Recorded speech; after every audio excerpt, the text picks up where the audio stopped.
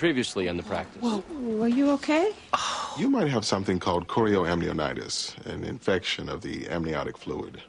I want to schedule an amnio. Lab results are normal, including the repeat CVC. Meaning? Go home.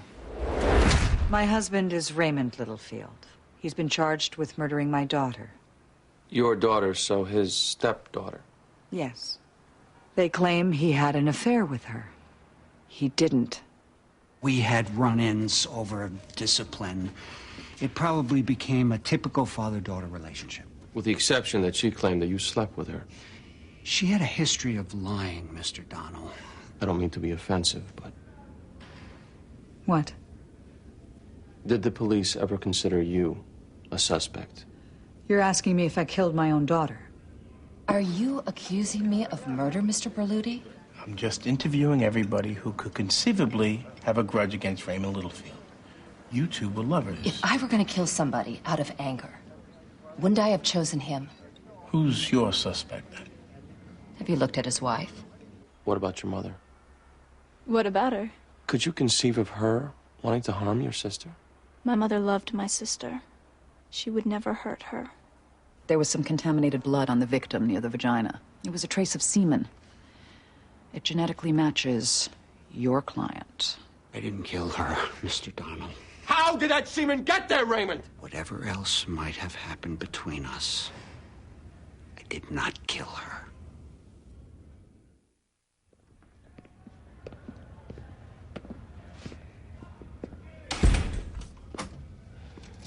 Our own DNA test came back. It's your semen. It's got to be wrong. Is there any margin for error here? The odds that it came from somebody else are 17 million to 1. Going into a murder trial, bad odds. It isn't mine. Raymond, you admit having an affair with her. I keep telling you, I hadn't slept with her for at least a week. How long can semen last? It can last. Even if she's taking baths? She was on the swim team, for God's sake. She was in chlorine every day. You hadn't slept with her for more than a week. No. And she'd been swimming every day. Yes. Could they have planted it, the police? How would they even get it? This isn't blood we're talking about, it's semen. But let's assume for a second it could have been planted. Who had access to your... Prior to Fiona's death, when was the last time you had sex with your wife? I have to think. A day or two before, maybe 3.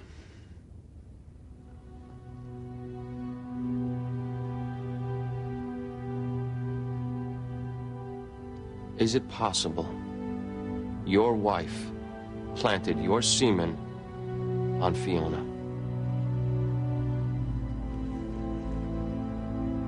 Are you asking me if it's possible Kate killed Fiona? Her own daughter? That's what I'm asking.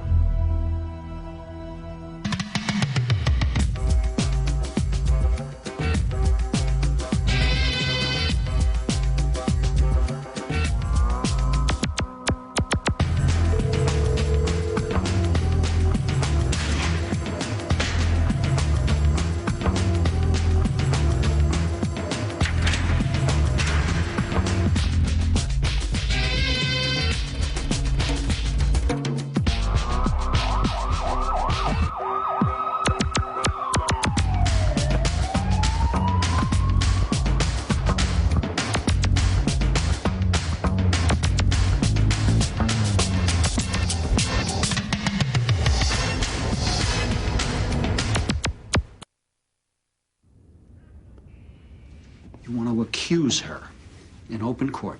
We're desperate. The prosecution is so confident they're not even offering murder to. They're not even charging it. They're going all the way. No parole because they know they've got you. We need something to manufacture reasonable doubt. First of all, if my wife did this and is framing me, why would she...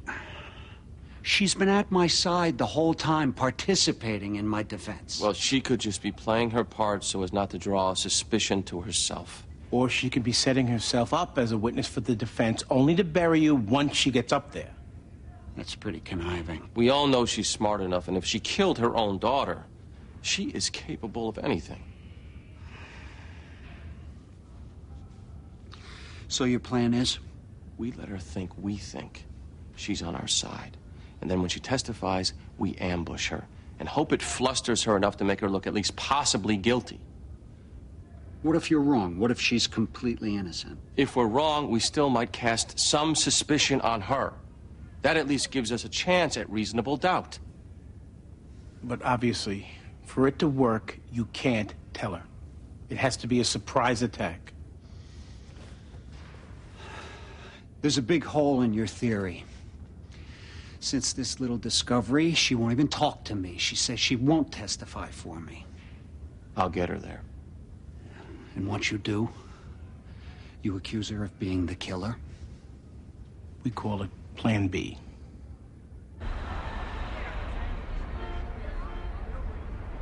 You're going to say she made love to her husband to get a semen sample to plant on her own daughter who she killed. It's possible. Even if it is, no jury is going to believe that. And there's another problem. Her name is on that retainer agreement. She signed it. She could be a client.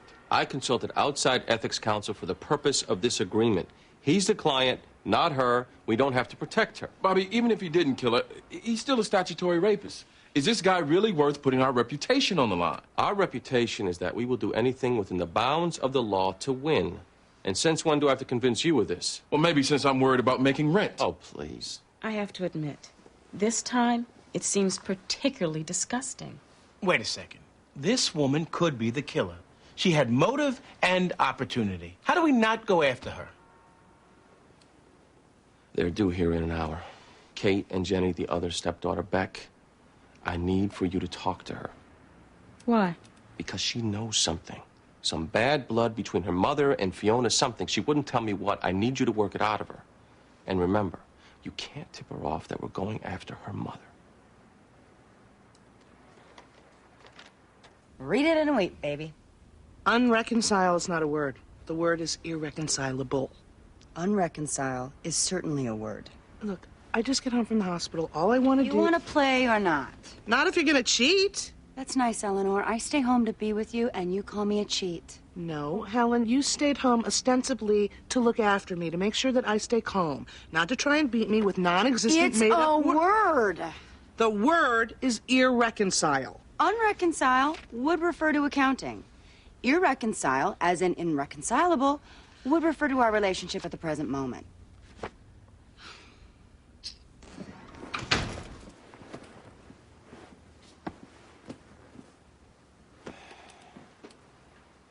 Raymond tells me you two aren't really speaking.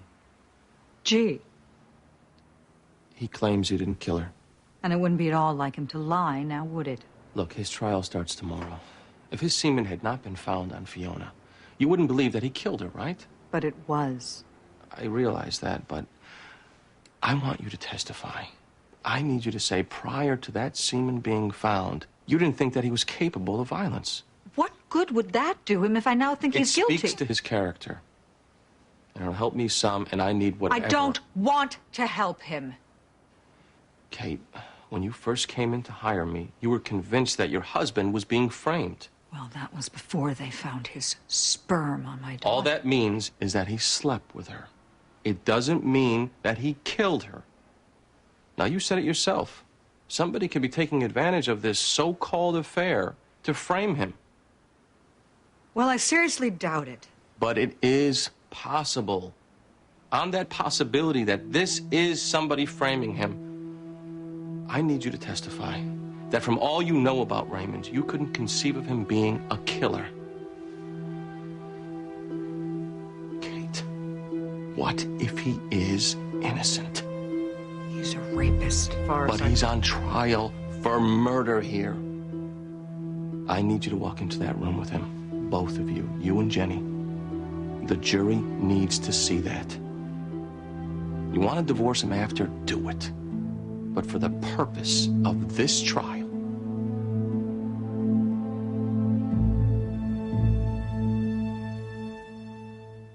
Your mother once thought somebody with a grudge against Fiona killed her. Oh, yeah, that makes a lot of sense.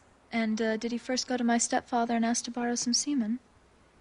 It is possible your stepdad had sex with Fiona sometime before she was killed. And then the semen... Can I just go? Your mother said she had some problems with Fiona, with some of the friends she kept. She said she even got into big arguments with Fiona over it. Is that true? So we all had problems with Fiona. She was a druggie and a liar. But I'm told she had some particular problems. Your mother and Fiona became quite estranged for a while, didn't they? Why do you have to drag Jenny in? I don't want her terrorized. She has knowledge of Fiona's estrangement with her mother. I can testify to that. Your word might seem a little self-serving, Raymond. Plus, juries don't tend to attach that much credibility to statutory rapists.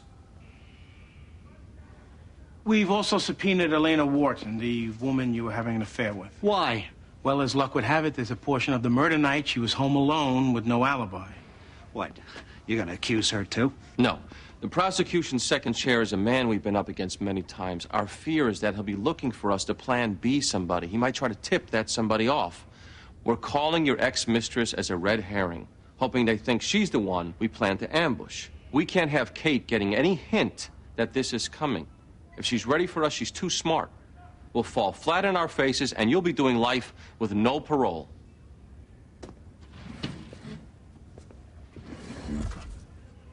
What else? We thought about trying to deny the affair altogether. We've decided against it. There's a good chance that the jurors have already heard about all the suppressed statements. Also, we can't put you up there to lie. And we do think you will have to testify. You just keep denying that you killed her. The DA will come hard. You hold fast. You didn't kill her. Which is the truth.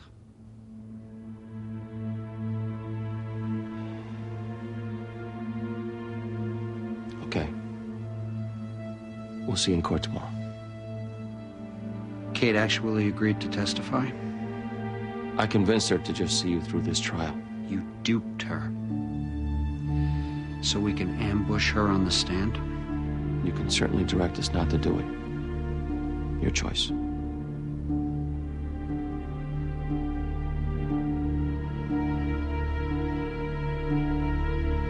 See you in court.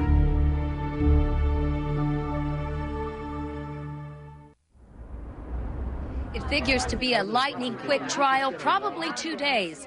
All the prosecution witnesses go to science and DNA.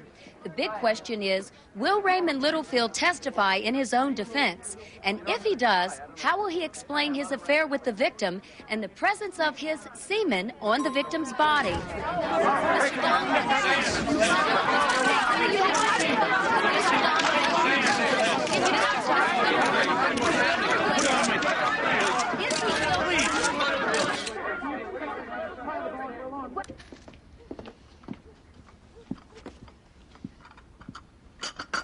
You and I are still unreconciled? Oh, I'm fine. Just doesn't bring me any particular joy to serve poached eggs to someone who calls me a cheater. See, the problem is, as a DA, you expect everybody to forgive your cheating as a professional courtesy.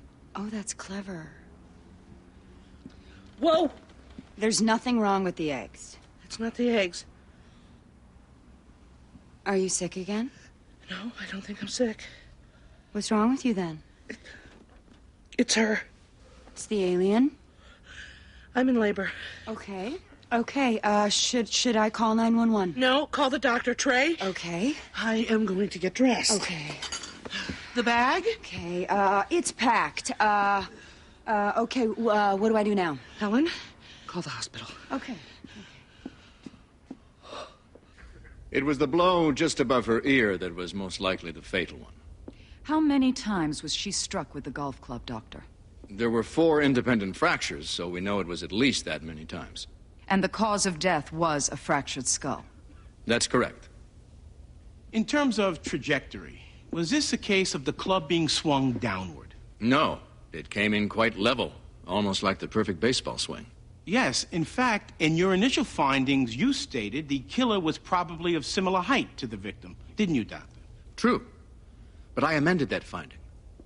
Upon an examination of the terrain where she was killed, it became likely that the killer was standing at a downward slope from the victim. But you amended your finding before or after the DNA match to my client? I believe it was after.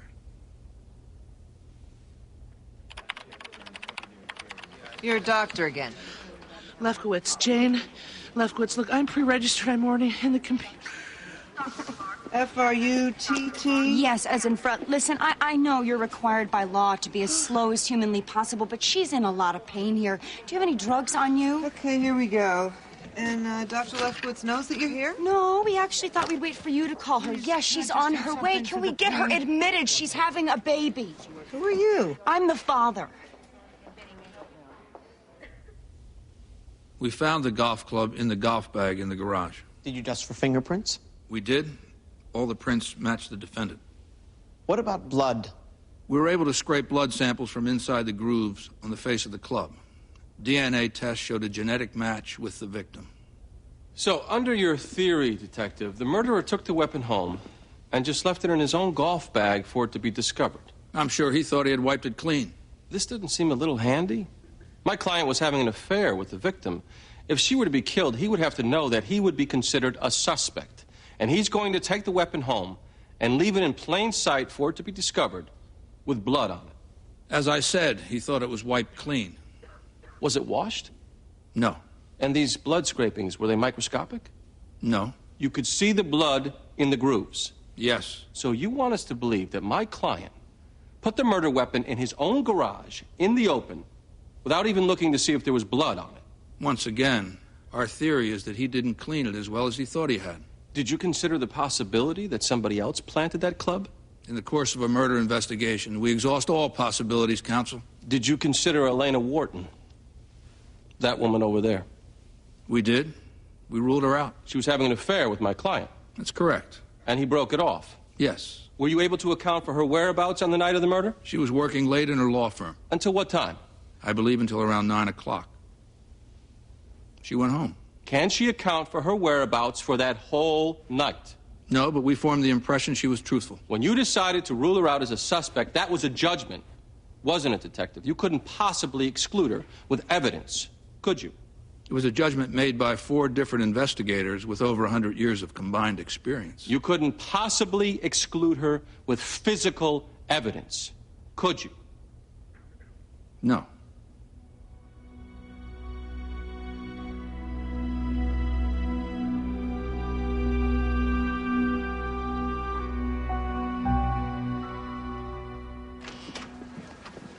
They're gonna plan B the mistress. I should have guessed it. Well, they're not going to come up very sympathetic trying to accuse her. This is what they do, Susan. They don't care how sympathetic they come off. When they get desperate, this is what they do. Well, we may have to call her now to refute the idea. So who's next? The forensic expert, then they should rest. We'll put up Raymond, get in his denial, then call the Ice Queen. Why would she agree to testify for him? Come on. Either because she believed me that he could possibly be innocent, or she's planning to betray him. How's it going? So far, okay. Eleanor's in labor. What? She is? Everything is fine. She's at the hospital and Helen's with her. She doesn't want a crowd. But everything's okay. Everything's completely fine. We began having a sexual relationship about 3 months prior to her death. Mr. Littlefield, your 16-year-old stepdaughter. I won't try to excuse it. I was guilty of despicable judgment. Are you aware that most people find you depraved? I suppose I am depraved. But I did not kill Fiona.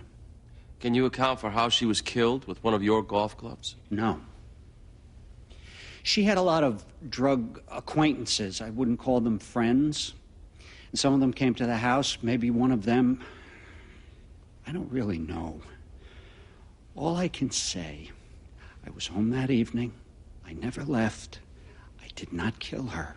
Traces of semen found on her were genetically matched to you.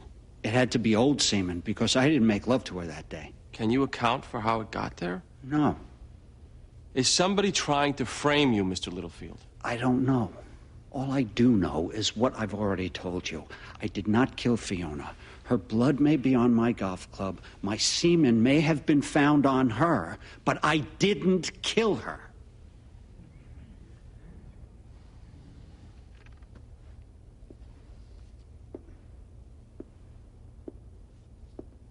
How many times did you sleep with her? I'm not sure. More than 10? Probably. More than 20? I don't know. More than 30? It's possible. Your 16-year-old stepdaughter. I didn't kill her. Yes, and you also maintained vehemently that you didn't sleep with her, didn't you, sir? Yes. That was a lie, wasn't it, sir? Yes. You lied to the police, lied to your wife, everybody. Until they identified your semen on the corpse. Then you decided to be truthful. Obviously, I wasn't proud of having an affair with my stepdaughter. Are you proud of killing her? I didn't kill her. Help us out, Mr. Littlefield. Who did? Objection! Sustained. You just happened to be home alone the night that your stepdaughter was murdered. Yes. There's nobody who can verify that you never left your house. No. And your semen just happened to be on her. When was the last time you saw your daughter, Mr. Littlefield? That morning when she left for school. Never saw her again. No. She had swim practice that day, didn't she? Yes. And how did your semen manage to get on her after swim practice? I don't know. You don't know?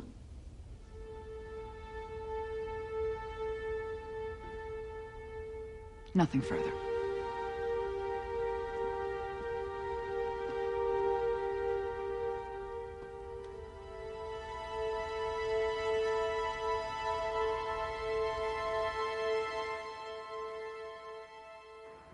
He actually did okay.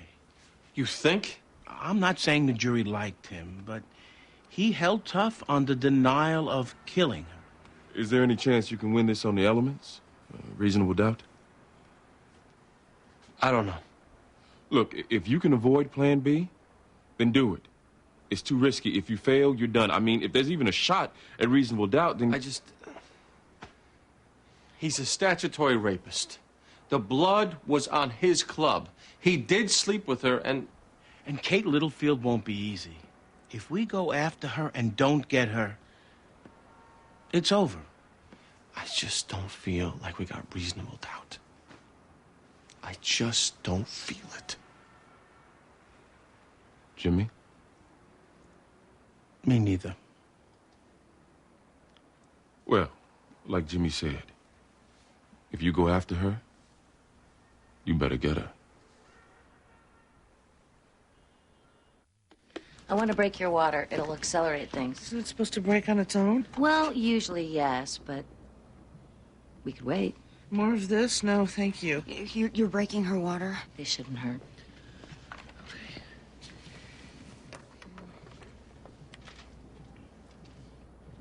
There we go. Baby's in decel. The cord's compressed. What? Carol, fluid bolus to Brutaline, please. Okay, Eleanor, I want you on your side. What's going on? Give us a hand. What is wrong? The baby's not getting the oxygen she needs. Oh, my God. We're okay. I just want to see if the baby likes this position a little better. Yeah, well, what if she doesn't? Just give it a sec. Baby can't breathe.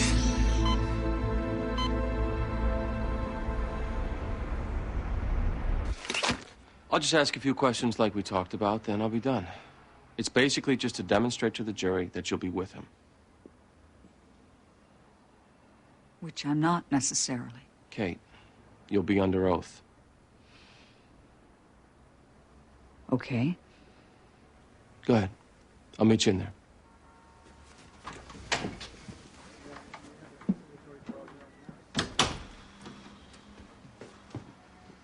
You gonna go after her on direct? No, I'll wait till after cross. What about Jenny? I made sure she won't be in the room. I told her we just need her back for closings. Okay. Showtime. Who knows? Maybe she is taking the stand to bury him. That would be nice. How's she doing? There's been some complications with the umbilical cord. What? Is she okay?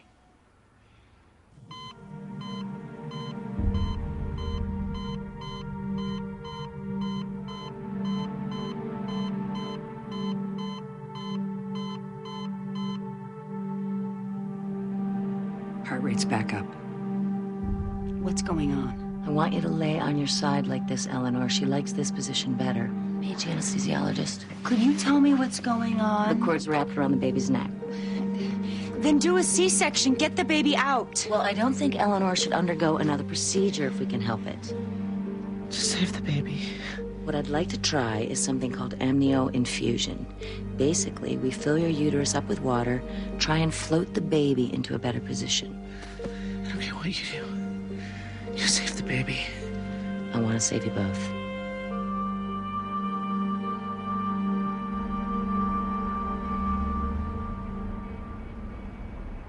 I was sure he didn't do it. Why were you so sure? Because I know Raymond. He's a peaceful man. The idea that he would ever take a golf club, and I just couldn't conceive that he could ever be capable of that. Have you ever known him to act violently towards your daughter? No, I haven't. On the days leading up to your daughter's death, did Raymond say or do anything to suggest that he intended to harm your daughter? No. Thank you, Mrs. Littlefield. Is he kidding? What else could he really ask? Why call her? Miss Alexander. Mrs. Littlefield. Could you ever conceive that your husband would repeatedly commit statutory rape against your daughter? No. So then obviously you didn't know him like you thought, did you? No. And after his semen was found on your daughter, are you still convinced that he didn't kill her, Mrs. Littlefield? Mrs. Littlefield, are you still convinced of your husband's innocence, yes or no?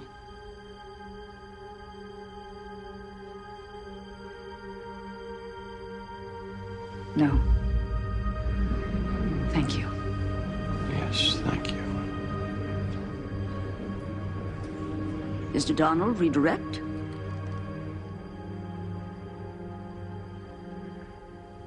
Mr. Donald.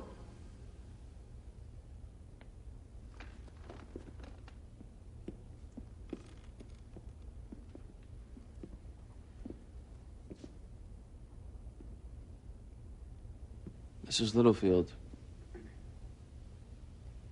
where were you the night your daughter was murdered? I beg your pardon? Permission to treat the witness as hostile. What's going on? There's no foundation. She's not on trial here. Your Honor, I'd like to be able to cross-examine this witness. Objection! This is a murder trial. I should be allowed a wide latitude to examine this witness. I'm not sure where you're headed, but go ahead. Where were you the night of the murder, Mrs. Littlefield? I was at a school board meeting for Fiona and Jenny's school. You left at what time? Around 9 o'clock, maybe a little later. Came home when? A little bit before 10. Can anybody verify that you went directly home? Raymond was asleep when I got home. So the answer is no. I object. Overruled. What was your relationship with your daughter Fiona at the time of her death? Your Honor. Mrs. Littlefield, please answer the question. Was your relationship with Fiona estranged at the time of her death? I wouldn't call it estranged, no. So if your husband and your daughter Jenny called it estranged, they would be mistaken. No, Fiona and I had our problems, so what? In fact, her drug problems, her drug friends threatened your social standing, didn't it? That's ridiculous. Your testimony suddenly and conveniently seemed to damn your husband. That was a bit of a surprise. Did you pretend to be supporting him so we would put you up there where you could then torpedo him? Objection! Sustained. Upon Fiona's death, you became sole beneficiary of a $2 million trust, didn't you? I am wealthy, exclusive of that trust, Mr. You're wealthy, Donald.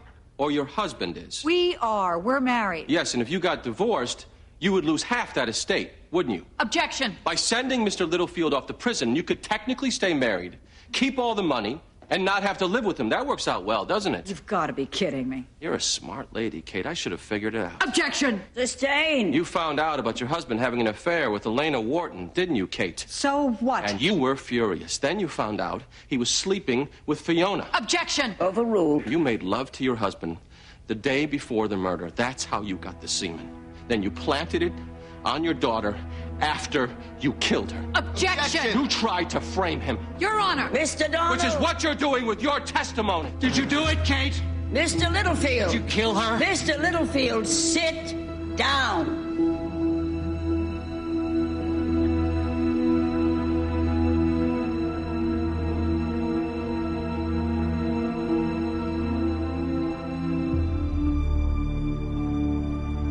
Did you kill your daughter? You're disgusting, Mr. Donald. Are you avoiding the question? No, I did not kill my daughter. He did.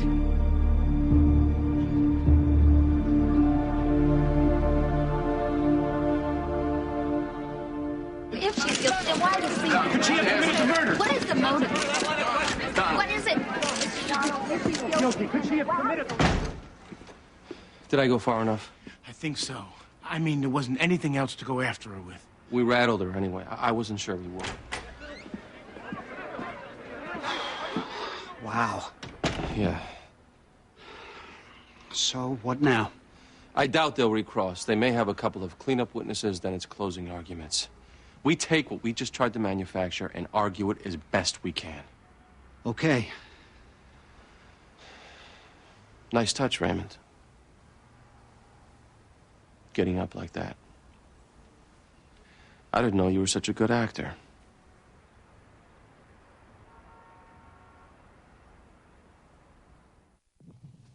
They had to fill up her uterus? They're trying to swish the baby around into a better position. Is it working? They don't know. Eugene? Eleanor. I'm here too, Eleanor. She's labored down. Okay, then. Let's get you on your back, see if the infusion worked. Okay. Oh. It's time to push, Eleanor. She's okay? Who's ever staying, stay. Everybody else, out.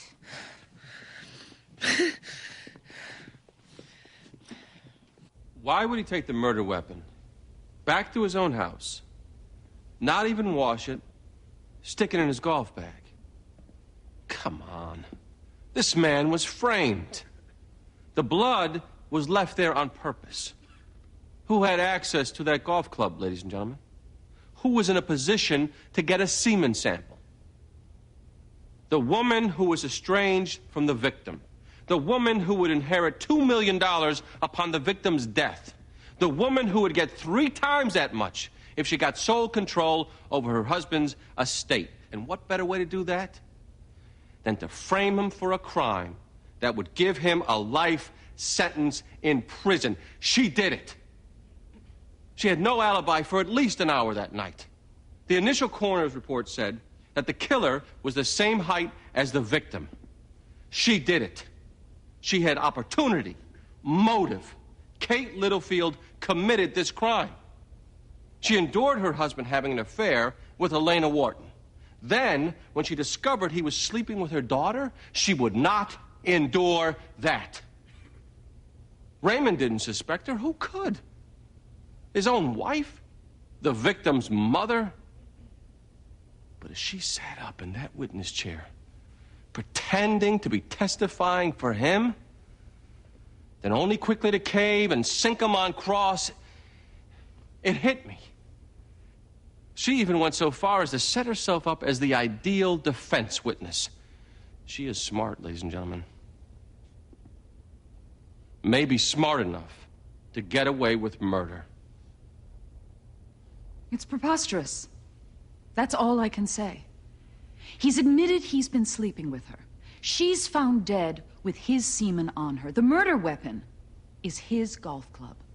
And defense counsel, recognizing how insurmountable the evidence is against his client, has concocted this ridiculous tale. The absurdity of it would be comical if it weren't so cynical. And yes, depraved. As a ploy to rustle up some doubt, they employed this Pearl Harbor attack against the mother of the victim. These lawyers have done this before. Objection! Sustained. Argue the case, Ms. Alexander, not the attorneys. The case is this man raped his 16-year-old stepdaughter. And then he murdered her. 3, 4, 5, push! Oh, you're doing great. Doing great. No, I'm not. Yes, you are. Keep going. How long do these things last? Would you please? Oh, you're doing great.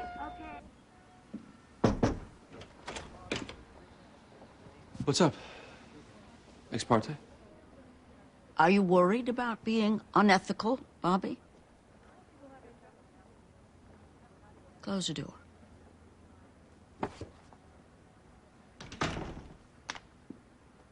I'm going to assume you have a good faith belief that the wife might possibly be the killer.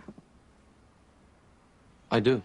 I'm also going to assume that when you called her to the stand as your witness, she had absolutely no idea what you had in store for her. You and I disagree a lot, Bobby. But underneath all our disputes and even our occasional anger, there's always been a respect. I no longer respect you, Bobby. I tell you this not because I don't like you, but rather because I do. I always have, and I know you know that.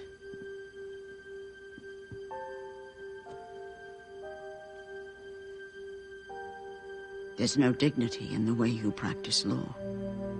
Your ethical compass has become so skewed that you recently found yourself on trial for felony murder, for which you quite rightly should have been convicted. Frankly, I don't know what was more despicable today, what you did, or the look of adrenaline in your eyes while doing it. She could be guilty. But that's irrelevant to you. It was the love of the game I saw in your eyes. You had a client dead to right, and it was the ultimate challenge. And you had fun today, Bobby. A lot of people, when they have children, they start over a little, morally, or they start looking at themselves through the eyes of their children. Win or lose, Bobby, I'd like you to go home tonight and hold your son.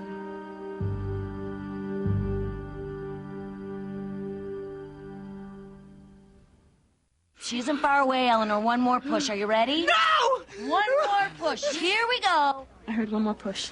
One more push. Oh, we're doing great! Okay, I lied. One more push, but that was good. Take a deep breath and push that baby out.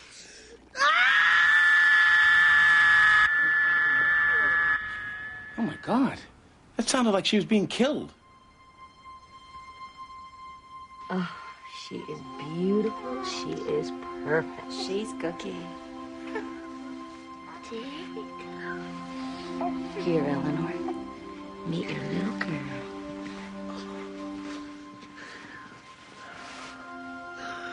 She's so beautiful. Yes, she is. Have you thought of a name? Yeah. Hey. Zoe. Zoe's beautiful.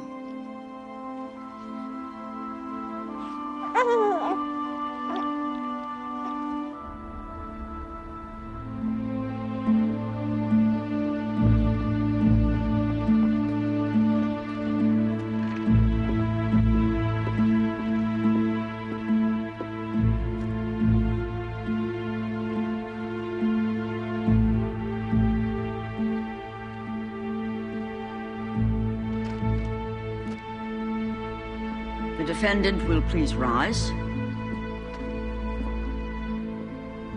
Madam Foreperson, has the jury reached a verdict? We have, Your Honor. What say you? Commonwealth versus Raymond Littlefield on the count of murder in the first degree. We find the defendant, Raymond Littlefield, not guilty. Oh, what? Silence! Everyone be quiet. Members of the jury, this completes your service. Thank you. Mr. Littlefield, you are free to go, and we are adjourned.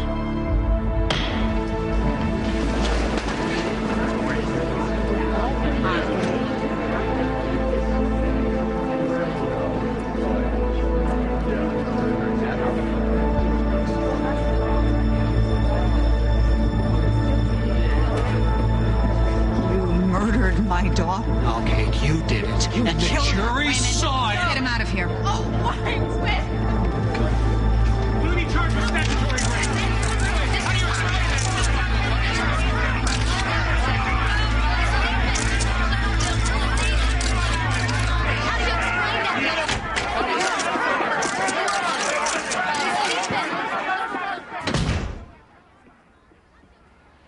Well, great job.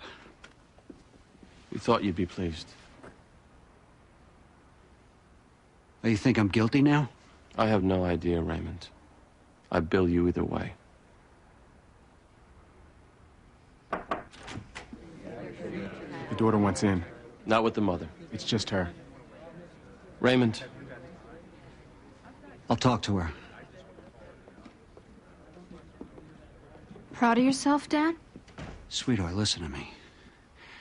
I didn't kill your sister. I swear I didn't. It's possible Mom... She didn't kill her. Trust me.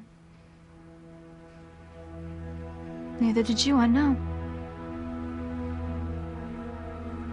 But don't you think any man who screws both of his stepdaughters deserves to rot in jail anyway?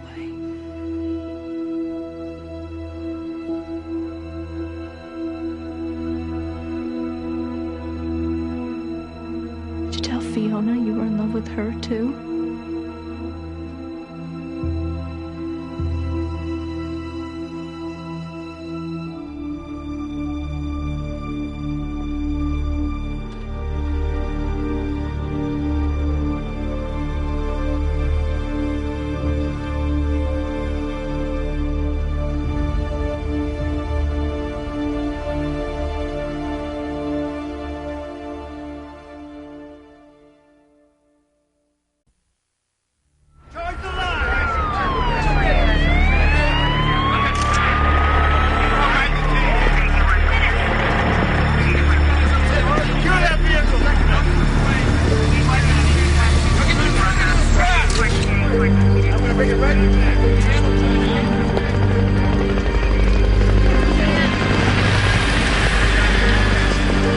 Carjack.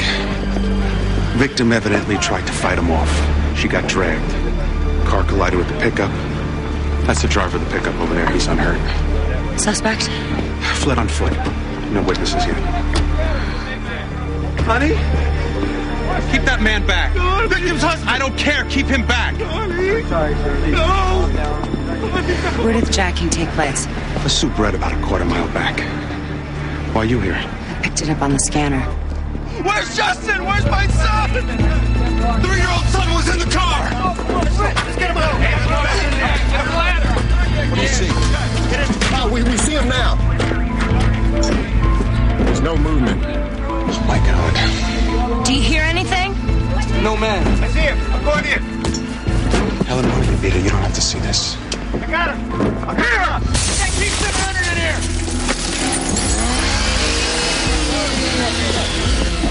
Ladder. Put it back on the end of the back.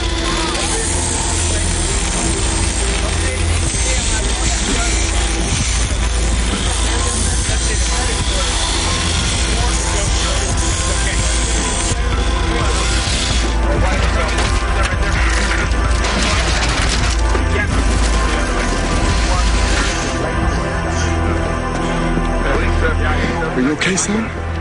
Where's Mommy?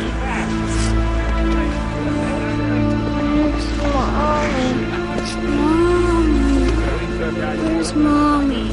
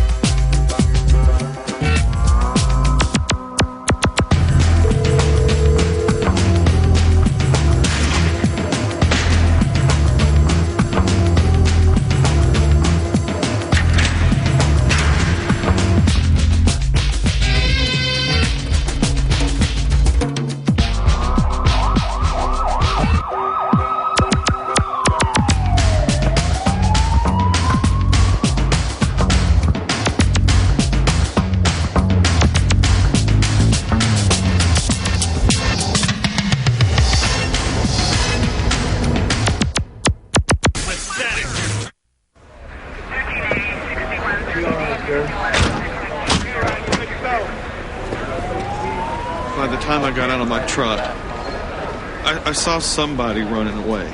I couldn't really tell if it was a man or a woman. How far away was he running? I don't know. 75, 100 yards, maybe. You never saw his face? No. Detective!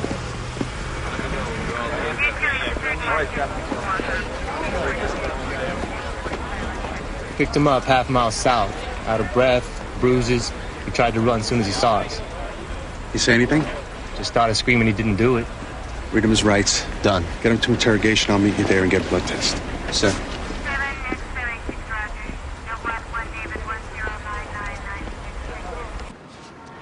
I promised Eleanor I'd be by with dinner a half hour ago. It's waiting for you at pickup. Why can't Rebecca work late? She didn't have a baby. All right, Jimmy. I'm just saying, it's you and me every night, Eugene. Plus, I gotta bring Eleanor her food. Jimmy. Karen, what's wrong? I need some help. It's Eddie. God. It isn't drugs this time. He may have... They say he killed somebody.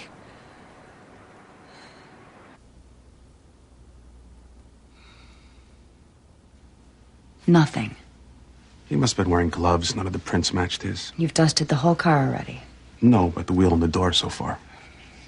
And not a single witness. Nobody at the Superette. Not yet. What happened anyway, do we know? The husband went in to buy diapers. The victim evidently noticed his wallet on the seat.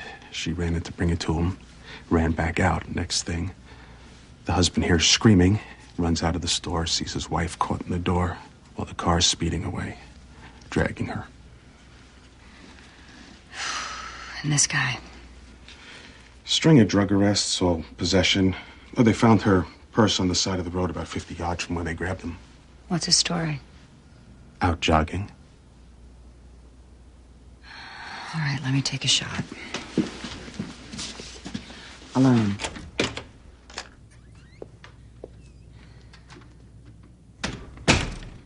Eddie, my name's Helen Gamble. I'm the district attorney. I didn't kill anybody. The officer told you your rights, correct? He said that... I didn't do anything. I think you should let me speak for a second, and then you can respond, okay? We have 2 witnesses at the Superette who saw you get into the car. Wasn't me. The driver of the pickup also made you after the accident. Now, here's the thing. We do figure this to be an accident. All you were looking to do is steal the car to score some drugs. You never meant for the woman to get hurt. Now, if you cooperate here, I can help you. Wasn't me. Who'd you vote for, Eddie? Did you vote for George W. Bush? George W. Bush is your worst nightmare at this moment. Know why? He proposed legislation to bring back the death penalty in every state, and it's about 3 weeks from passing here in Massachusetts. And I can tell you, my office is chomping for that first chance. Here we have a carjacking, every citizen's biggest fear.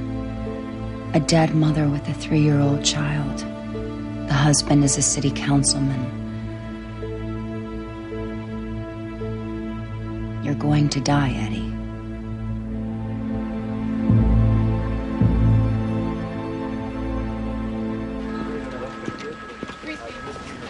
Excuse me, Detective. I'm attorney James Berluti. You're holding one of my clients, Edward Larson. I'd like to see him, please. 1 second. And why would you help me? Just tell me that.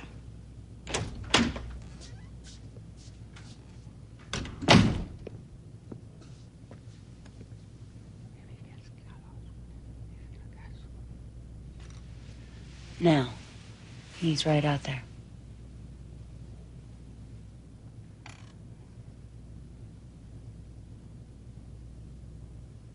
Do you know who Paul Cellucci is?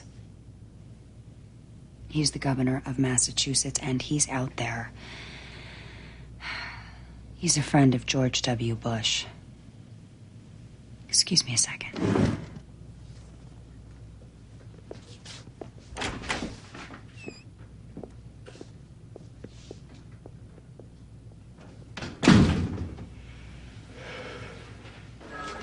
Jimmy, you were supposed to bring Eleanor her dinner. I had Lucy do it. I represent Eddie Larson. I heard. This is Karen Larson, his sister, high school classmate of mine. Hello. I'd like all questioning to stop, please. Fine, we already finished, actually. He's been taken to booking. Well, how long till he's brought back up? We're not bringing him up. You'll have to wait till arraignment. Why? Because that's the procedure. You know that. Booking to arraignment. You can see him before he goes into court if you want. All right? No more questions. You have my word. It was nice meeting you, Miss Larson. Sorry it had to be under these circumstances. She better have gotten her food. She did. So what now? He'll be arraigned in court first thing. I'll meet with him in his cell before they take him in. Come on, let's get some coffee.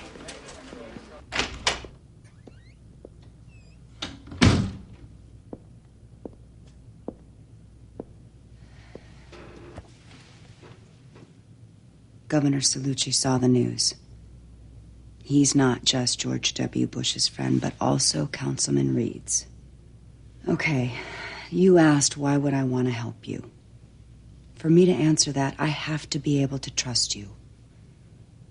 Because what I am about to tell you could get me in trouble. I have a personal relationship with your lawyer.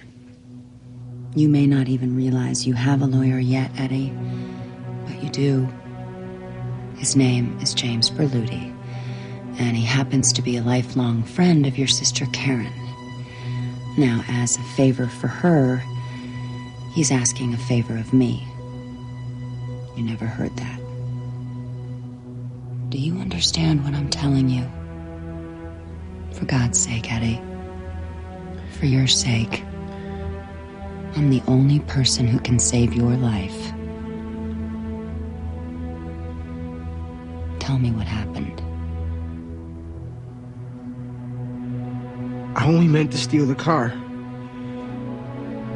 Somehow, her jacket.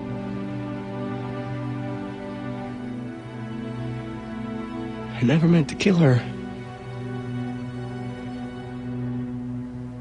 I know you didn't, Eddie.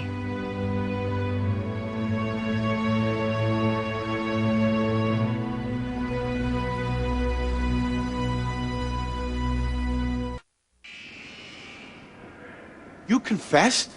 Only that I meant to steal the car.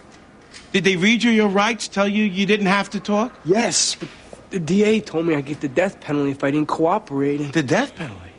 We don't have a death penalty in Massachusetts. It's about to pass in 3 weeks. Who told you that? The DA. What else did she tell you? That she could help. That she was doing you a favor since you're friends with Karen. How'd you know I was friends with Karen? Wait a second. This says it was signed at 9:35 p.m. Is that when you signed this? Around then, yeah. And this is when you confessed, around this time? Yeah, I signed it as soon as I finished. Where did that take place? At the police station. I was there last night at 8 o'clock. Did you know that? No.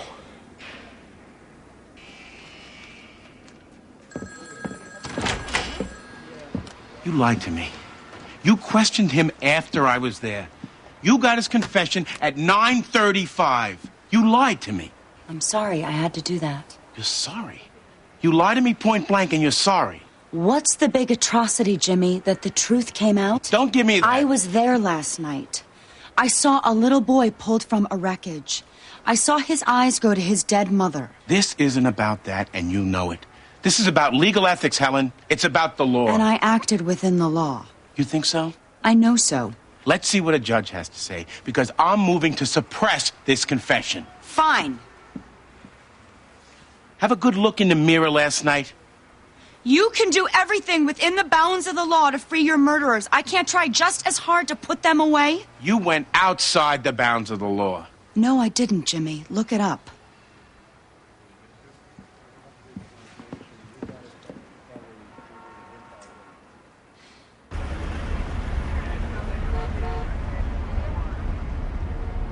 Slow down. I can't. I'm too upset.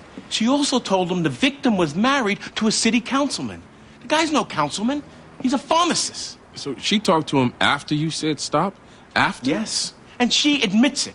She says it's legal. Rebecca? I'm already on it. I haven't pulled anything up yet. Well, I say you bring a motion to suppress. I'm doing that. Don't worry. Have you done it yet? No, but... Good. Do it before Judge Kittleson. He's already been arraigned. Has this judge assigned it yet? No, we just pled not guilty. Good. Let's get it before Judge Kittleson. She won't go for that crap, and she's seen Helen pull it before. She lied right to my face. Right to my face. How could he get off if he confessed? He's not getting off, Mr. Reed. All I'm saying is, if the defense is successful in suppressing his confession, our case becomes extremely thin. He got Miranda, didn't he? Yes, but... Look, the law supports us. I'm very confident. I think you should be with your son and let me deal with this. Promise me you won't let him go free, Miss Gamble. Promise me that. He's not going free.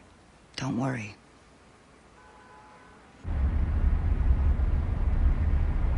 I call your Honor's attention to Moran versus Burbine. This is a 1986 U.S. Supreme Court case. I'm aware of the case, Ms. Gamble. Then you know the court's position. The state has no duty to inform a suspect when a lawyer is trying to reach him. I understand the opinion, Counselor.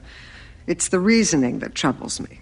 Everything depends on the suspect's state of mind. He knew he could have a lawyer. He chose not to ask for one. The fact that a lawyer was asking for him, it's irrelevant. That's ridiculous. Really, why don't you call Justice Rehnquist and tell him that?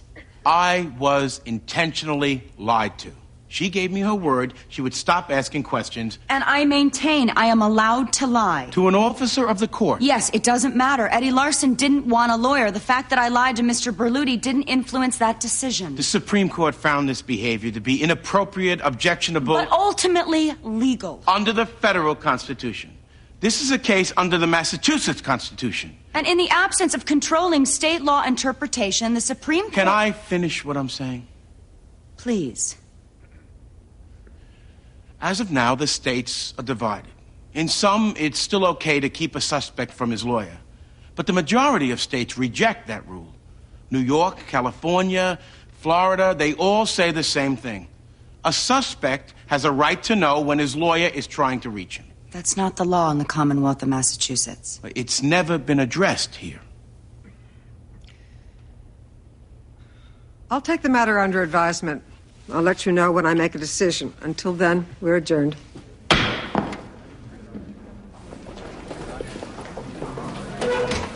Come on, Helen. You know, don't you start on me. I will. What you did was Look, you do what you do. I do what I do. Why is it personal every single time I try... Because you lied to me, and that's personal. Oh, you know, for God's sake. That's enough. You accuse innocent people in an open courtroom. Well, this is different from now that. You All of you. Don't be quiet, and you quiet. Wait till my ruling. Until then, try to conduct yourselves with some civility.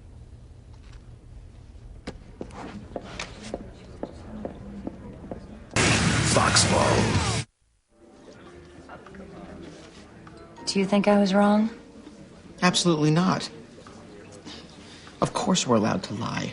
That's why I went into law. Defense lawyers, they cheat all the time, calling themselves civil rights activists as they put serial killers back out on the street. But with us, it's a big double standard. I did feel a little greasy. But Richard, without this confession, he'll go free. He dragged a woman to death. You have nothing to apologize for.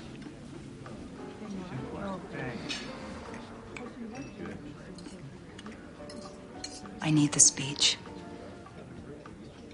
Which one? Anyone, just give me any speech.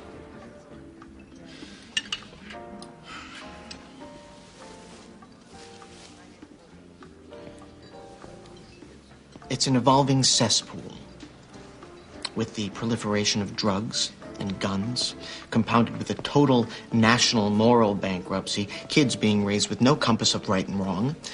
There is rape, there is violence, there is depravity on every street in every city, and with the cancerous corruption of police officers, it now falls to the district attorney alone to stem the tide, to fight the outbreak of lawlessness that is spreading like a fungus. We are it, Helen. The prosecuting attorney, the district attorney, the noble prosecutor. We represent the last bastion of morality, of justice, and of truth. And if we have to lie to keep it that way, we will damn well do it.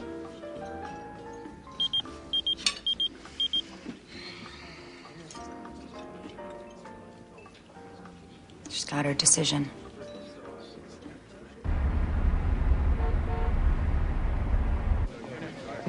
Miss Gamble. Hey, how's he doing? Oh, you know, I wouldn't have brought him, but he's a little clingy. Yeah. Is this unusual that the judge would rule so fast?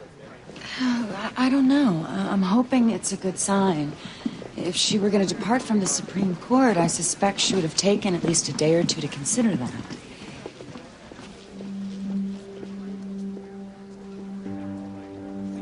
Mr. Reed, my brother. I know. He would never intentionally hurt a person. I'm so sorry for your loss, sir.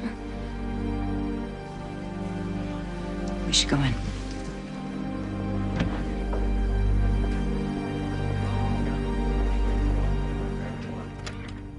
All rise.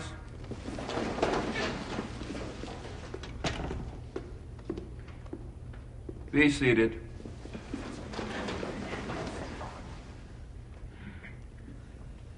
Ms. Gamble, while I understand your gallant pursuit of justice, it is unfortunate you choose to do so at the expense of your own integrity, as well as that of the process.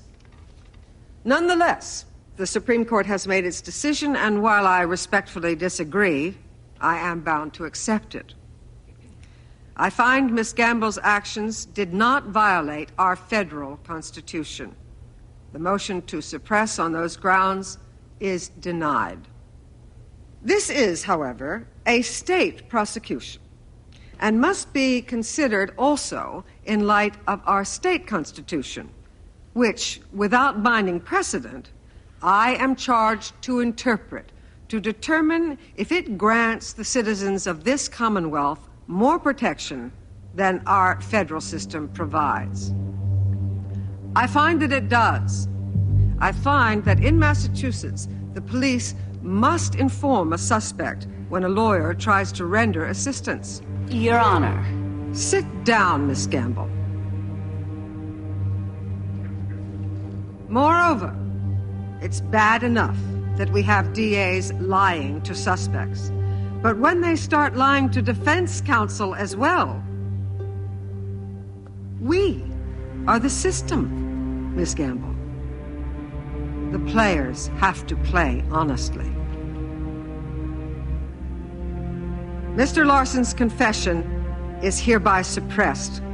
Without the confession, I find insufficient evidence to hold the defendant. He is free to go. This case is dismissed without prejudice. This court is adjourned.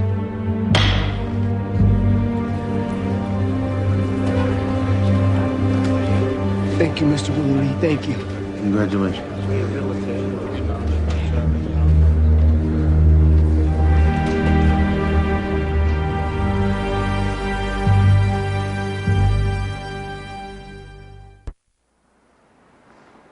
So it's over.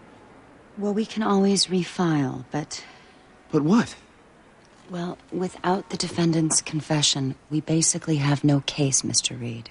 What about the gloves? I mean, they found the gloves. The gloves don't exactly tie the defendant to the car. Plus, we can't use the gloves. Why not? Because he told us where to find them. Anything his confession led us to, it's fruits of a poisonous tree.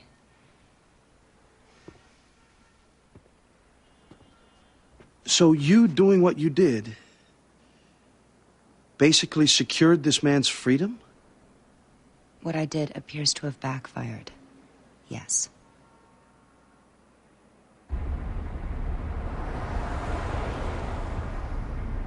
They can refile. No double jeopardy has attached. If anyone comes calling for an interview, say no. Right now, all the prosecution evidence is connected to the confession. And as long as it stays that way, you stay free. He's not going to talk to anybody. I'll make sure of that. I'm not a murderer, Mr. Young. Eddie? All right. We don't need to do this. I didn't even know there was a kid in the car. And I didn't know I just sped away. I didn't know she was caught in the door. You didn't hear her? No, I didn't hear anything. Until from the back seat I heard a little voice.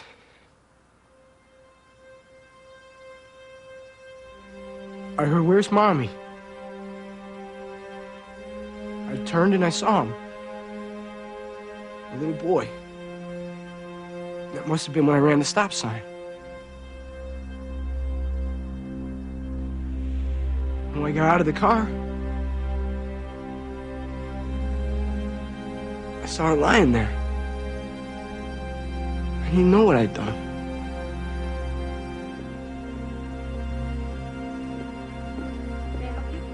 Looking for Edward Larson. We're with the FBI. I think you better go get him. Sir, he's behind closed doors. Miss, we're gonna get him with your permission or without your Hey, permission. I'll get him. They say they're FBI. What's going on? We're here to arrest Edward Larson. Why? What's happening? Edward Larson, you're under arrest for the murder of Constance Reed. Hold on. Those charges were dismissed. The charge is federal carjacking, pursuant to Title 18, United States Code, Section 2119. You have no right to You have do the right this. to remain silent. You have no right to Please put your hands behind your back, sir. Don't say anything, Eddie. We'll meet you down there. Don't say anything to these people.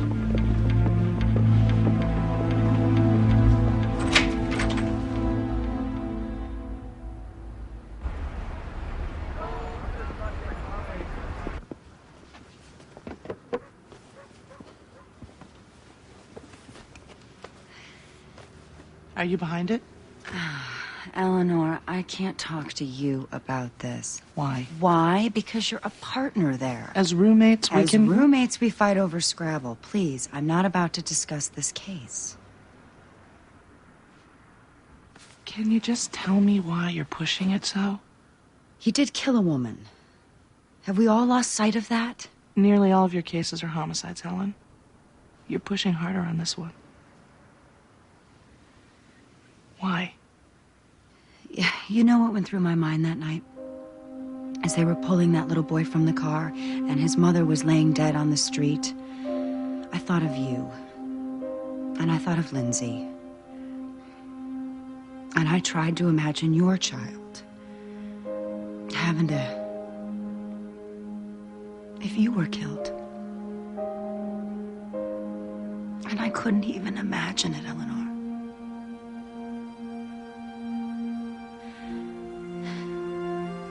I also made a promise to that husband, the father.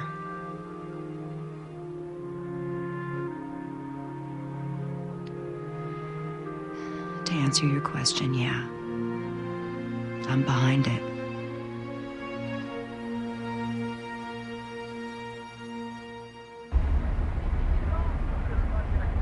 This is blatant forum shopping, Your Honor. They lost in state court, so now they try federal. We're certainly not bound by state court. You're bound by fairness. Well, I don't see the problem, Mr. Young. Your client is charged with a federal crime, and that charge should be heard in a federal court. Well, as you can see, the state court threw out the confession because it was obtained after the local DA lied to counsel. Yes, Judge Kittleson made a determination that lying to counsel was impermissible under Massachusetts law. But again, we're in federal court now, and what the district attorney did is permissible under federal law. Look, my client was coerced into confessing, not by the federal government, by a state prosecutor acting under state authority. Now you're saying something completely different. Are you suggesting the confession wasn't voluntary? Yes. In addition to Helen Gamble lying to me, she coerced the defendant with the threat of a death sentence. Well, if you want to move to suppress on that, I'll hear you. But her lying to you, she can do it. What do you want to do? We're moving to suppress on grounds that the confession was a result of government coercion. 11 o'clock. Have your witnesses ready. Well, hold on one second. our client is stupid. And why should that concern me? Well, I'd ask, Your Honor, that whatever he says in this suppression hearing, it can't be used against him in trial. What? We would never let this idiot take the stand, not in a million years. But he's the only one who can testify as to what happened in that interrogation room. So what do you want me to do? I want you to give him testimonial immunity. You can't be serious. Mr. Young, they can't use his testimony as part of its case in chief. But to impeach... I'm not talking about impeachment. I'm talking about new evidence that my client might be stupid enough to give them. New information that the government doesn't have yet, and if he does, I need an order. Anything they learn from my client can't be used against him. That has never been granted for new evidence. Otherwise, the government gets a potential windfall from a coerced confession. He has a point. First of all, it wasn't coercion. We won't know that till we have a hearing. And the hearing would be Eddie Larson's version of events. And there's no way I can put him on the stand if what he says can be used against him in trial. I need immunity. I oppose. I'm granting the defendant's request. On what authority? You're granting him special protection on grounds of stupidity? When an ingenious district attorney preys on that stupidity, yes. He gets use immunity for his testimony at this hearing only. Now, let's all get real for a second. If the confession gets tossed, the man goes free. If it survives, he's looking at a sure conviction with a life sentence. There's got to be a meeting place, gentlemen. Let him plead to the charge. Cap his sentence at 10 years, and we can all sleep. We'll take that to our client. No. You're sure, Mr. Sanders? I'm sure. First, she told me they had witnesses, which turned out to be a lie. And she tells me Massachusetts is about to pass the death penalty. Did you believe her? Yes, I did. She said they were passing it everywhere and that Massachusetts was about 3 weeks away and I would be executed. Carjack, dead mother, city councilman.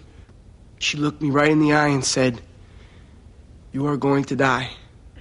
What else? She said she could help me. And if I confessed, she could keep me from dying. That she'd do a favor for you, because you're friends with my sister. Mr. Larson, were you in actual fear of dying? Yes. She said Paul Salucci saw it on the news, and he was waiting outside. She told you the Governor Salucci was at the police station? And he'd scored big points with the president by executing me. So when you decided to confess this crime to Miss Gamble? I thought I had to in order to save my life. If I didn't tell her what she wanted to hear, I was dead. Thank you, sir.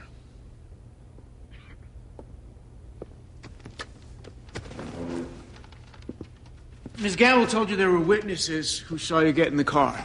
Yes? Witnesses who saw you drive off, dragging the wife? Yes. Did you know right then that she was lying to you, sir, or did you find out later? I found out later. So you were afraid. People really did see you commit the crime. Yes, I was. And you believed Massachusetts was about to pass the death penalty. Yes. And you believed Governor Salucci personally came down to the police station to see that you were executed. She told me he was friends with George W. Bush. That's right. I did tell him he could get the death penalty, yes. And Governor Salucci? Well, I don't know whether he bought that. What seemed to make an impression was the idea that we had witnesses. How did that make an impression? I told him he was seen getting into the car dragging the woman. I also said the driver of the pickup made him. When I told him that, his face dropped. He knew he was facing a conviction. Objection. In my opinion. What else did you say to him? That was pretty much it. I mainly tried to sympathize as best as I could, so he would believe me when I promised to help him. And did you plan on helping him, Ms. Gamble? No. You're the only person who had the opportunity to observe what it was that persuaded Mr. Larson to confess. That's correct. In your opinion, what did persuade him? Basically, it seemed he knew he was caught, and his only shot for leniency was to cooperate. Thank you, Ms. Gamble. That's what convinced him, huh? That he was caught?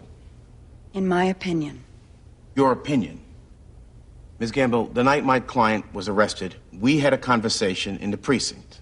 A conversation where you promised not to question my client, correct? Yes. And after waiting for me to leave, you nonetheless continued to question him. Yes, but to be clear, that is a legal tactic authorized by the United States Supreme Court. Is it a legal tactic to lie here today? Objection. This hearing isn't about what Ms. Gamble told Mr. Berluti. Ms. Gamble is giving testimony that puts her credibility in issue. The fact that she lied to counsel goes to her credibility, her reputation for truthfulness. I'll allow it. You lied to me, didn't you, Helen? Objection to the informality. The informality is because we're friends. Are we not friends, Helen? I don't know, Jimmy. Are we? You lied to a friend. Objection. All right, Mr. Berluti. After you left that interview room to see me, and you went back in, you told Mr. Larson that you went out to see Governor Cellucci, didn't you? Yes. And did you tell him Governor Cellucci witnessed the crime? No. You told him Governor Cellucci had an interest in seeing Mr. Larson put to death, didn't you? I intimated that, yes. And it was shortly after that Mr. Larson gave you this confession, wasn't it? That was the timing of it, not necessarily the reason for it. I guess we have your word on that. Objection. Nothing further. Mr. Sanders? Nothing else, Your Honor. All right, the witness may step down. Does the defense have anything else? I'd like to make a closing statement, Your Honor. I'll hear you.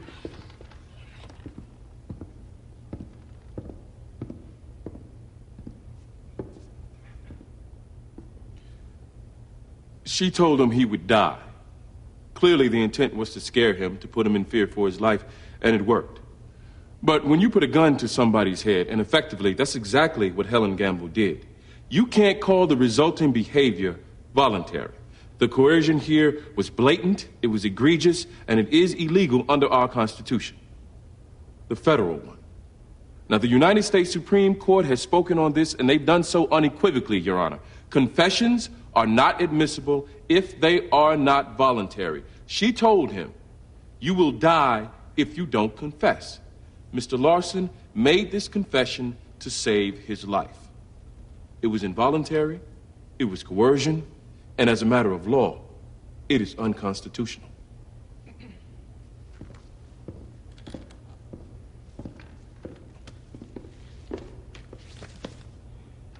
Mr. Larson was given his Miranda rights. He could have stayed in that room and remained silent, and there would have been nothing Miss Gamble or anybody else could have done to make him talk. Once he started talking, Miss Gamble had every right, in fact, she had a duty to interrogate him. Once you start talking to the police, they have the right to talk back, to question, and yes, to interrogate. Every interrogation, Your Honor, almost every one of them, the police interrogator threatens the suspect with the sanctions of the law. Cooperate, or you'll be punished more severely. That's an interrogational tactic employed by every detective. And Helen Gamble threatened Eddie Larson that way, said he would be punished to the full effect of the law, that being the death penalty. Yes, except that Massachusetts doesn't have capital punishment. No, they don't, but that goes to trickery, Your Honor. Yes, she tricked him. Yes, she lied, but there's no constitutional prohibition against that. We are allowed to lie to suspects if we have to. The kind of threat Mr. Young speaks of, the kind banned by the Supreme Court, that goes to the threat of physical force or the threat of lawlessness. Nowhere ever does the court say that a police interrogation can't threaten aggressive prosecution, and that is all Helen Gamble did. Now, finally, Your Honor, let's remember the underlying concern the court had about coercion. The worry was an innocent man might confess to something he didn't do. Now, that concern clearly isn't in play here. Mr. Larson dragged that woman to death. He said as much. Now, that may not be technically relevant for the purpose of this hearing, but I think Your Honor might consider it for texture. Every case has a context. A woman is dead. And we're not here asking you for a conviction, but at least give us a trial.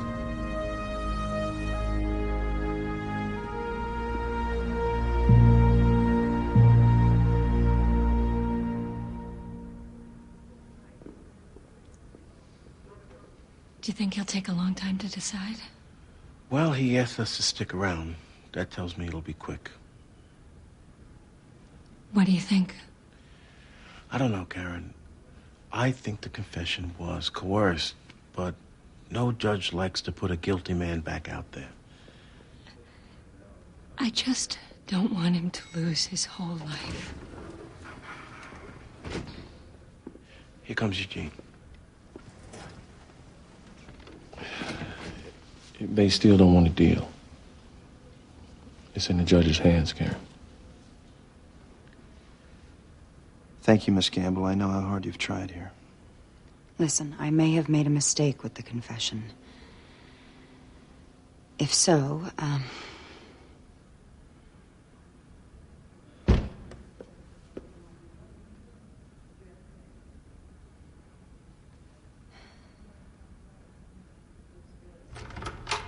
All rise.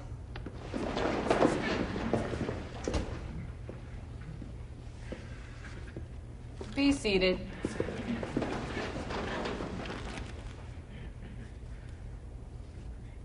The problem in making these determinations, the test is mainly objective.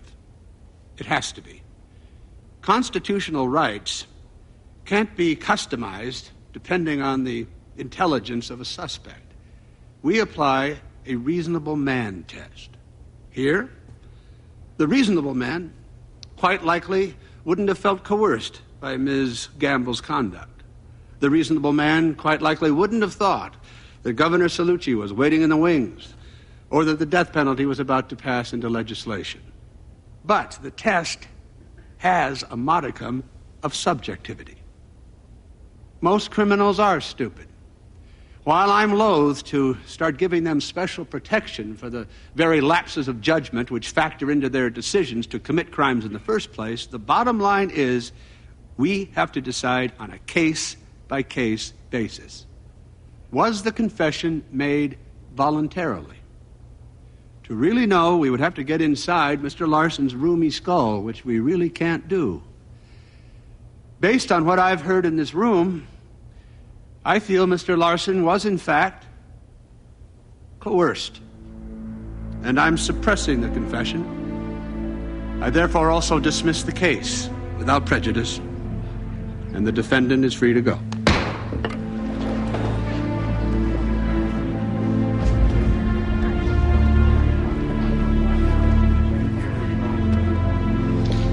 Again, thank you. Will I be arrested anymore? I don't think so.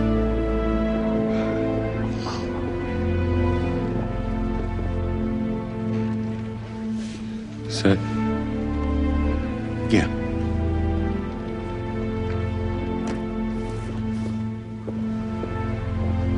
We'll see you. Okay, thanks.